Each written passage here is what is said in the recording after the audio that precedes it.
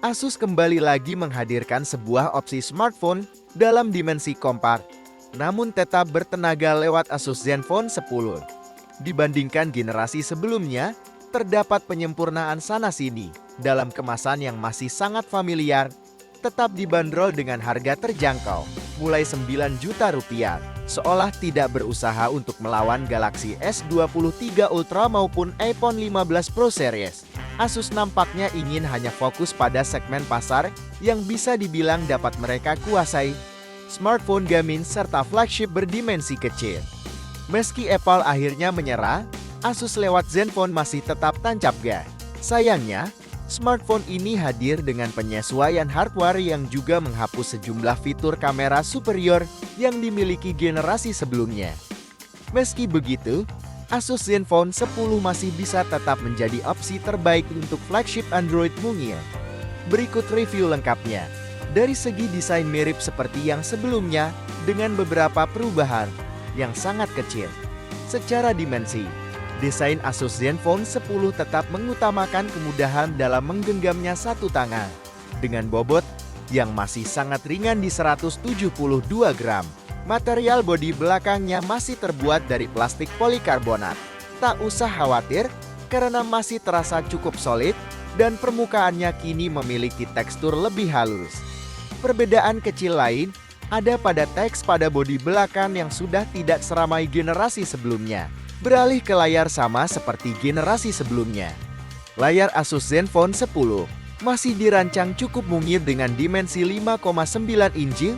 Gunakan panel Super AMOLED Full HD+.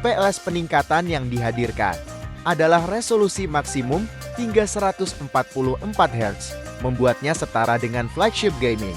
Bisa menyala cerah hingga tingkat maksimum 1100 nits.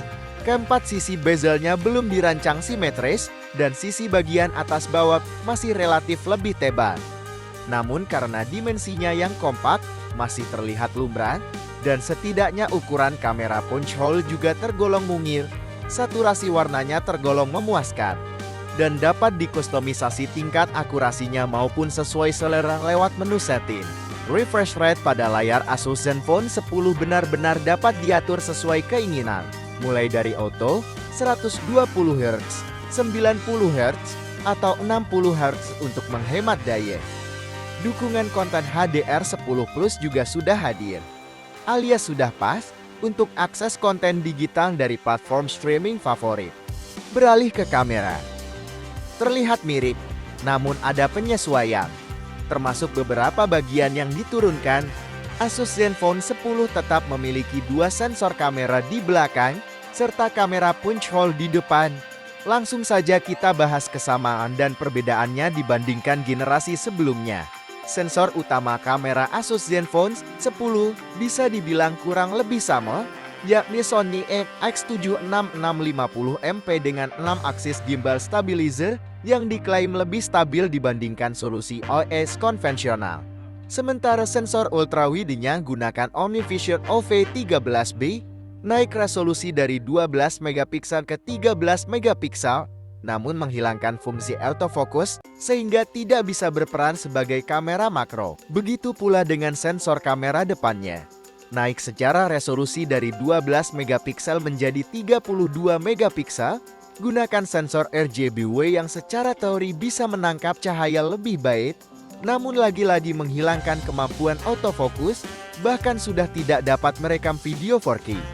Untuk kondisi cahaya berlimpah di luar ruangan, baik sensor utama dan sensor ultrawide mampu hasilkan gambar yang memuaskan dengan saturasi yang sedikit melampaui aslinya, sehingga lebih menarik ketika dibagikan ke media sosial. Ketika digunakan untuk ambil foto skenario indoor atau dengan wajah manusia, terkadang warna yang dihasilkan tidak konsisten. Bisa terlihat flat, namun lain waktu punya kontras lebih tinggi. Saat mengambil foto portrait, terkadang warna kulit menjadi rata cerah, seolah bagian shadow ditingkatkan.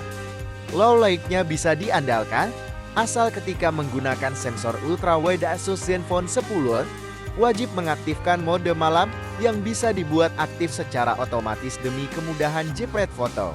Keluhan lainnya adalah shutter lag yang menurut saya cukup parah, harus menanti sekian detik. Beralih ke video, sensor utama kamera Asus Zenfone 10 bisa merekam video hingga 8 Kelvin 24 frame per detik atau 460 frame per detik. Sementara ultrawide barunya tak lagi bisa merekam 460 frame per detik alias sebatas 430 frame per detik. Kamera selfie-nya kini sebatas 1080p 30 fps saja, tak bisa 1080p 60 fps atau 4K 30 fps. Selain resolusi, kualitasnya sudah terbilang oke, dengan fitur stabilisasi otomatis yang bisa aktif di semua sensor dan semua resolusi, khusus Hyper SD. Hanya bisa aktif pada resolusi tertentu, namun benar-benar dapat meredam guncangan ketika smartphone digunakan untuk merekam momen. Beralih ke fitur secara tampilan antarmuka, Asus Zenfone 10 terlihat seperti menjalankan Android murni tanpa kustomisasi yang banyak. Saya melihat pendekatannya mirip seperti One Plus atau Vivo, di mana opsi kustomisasi lebih jauh berhasil disimpan secara rapi di dalam menu setting. Sifatnya opsional, namun fungsional, seperti kendali penuh untuk menampilkan masing-masing ikon di bar paling atas. Menjalankan Android 13 sejak awal, dan dijanjikan siap mendapat setidaknya 2 kali pembaruan OS serta 4 tahun pembaruan keamanan. Dibandingkan flagship lainnya tentu terasa kurang. Terdapat speaker stereo yang mampu berikan suara lantang sekaligus berkualitas. Bahkan jack audio 3,5 mm untuk opsi mendengarkan lagu lewat earphone kabel favorit.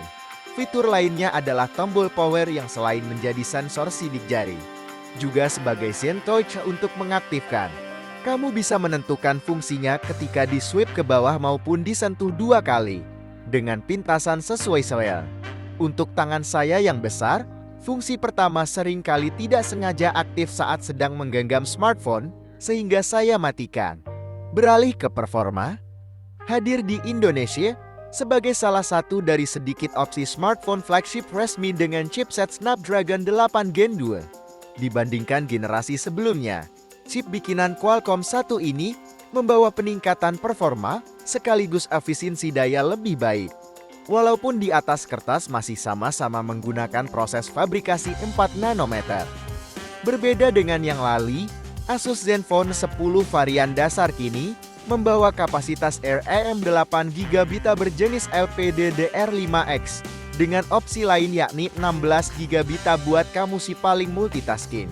Penyimpanan internalnya sendiri berjenis UFS 4.0 hadir dalam pilihan 128GB atau 512GB. Selain berkat chip yang kencang, juga tampilan antarmukanya yang tergolong clean mendekati Android murni. Baik untuk multitasking maupun bermain game dengan visual berat, semua bisa dijalankan secara lancar. Yang perlu dijadikan catatan adalah suhu perangkat yang dapat mempengaruhi performa. Bodi Asus Zenfone 10 relatif mudah hangat, baik ketika menjalankan aplikasi berat maupun sekadar mengakses aplikasi kamera.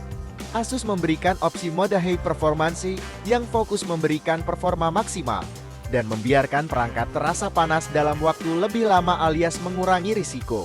Kapasitas baterai Asus Zenfone 10 tetap berada di 4300 mAh. Tergolong besar untuk dimensinya yang mungil, karena chipsetnya sudah semakin efisien. Tentu daya tahannya kini lebih baik lagi, hingga melampaui 1 hari penggunaan penuh. Lewat charger 30 watt yang disertakan ke dalam paket penjualannya, mengisi daya Asus Zenfone 10 memerlukan waktu sekitar 30 menit, untuk bisa mencapai lebih dari 50% atau lebih dari 80 menit untuk mencapai 100%. Bukan yang paling kencang, tapi juga masih tergolong lumayan.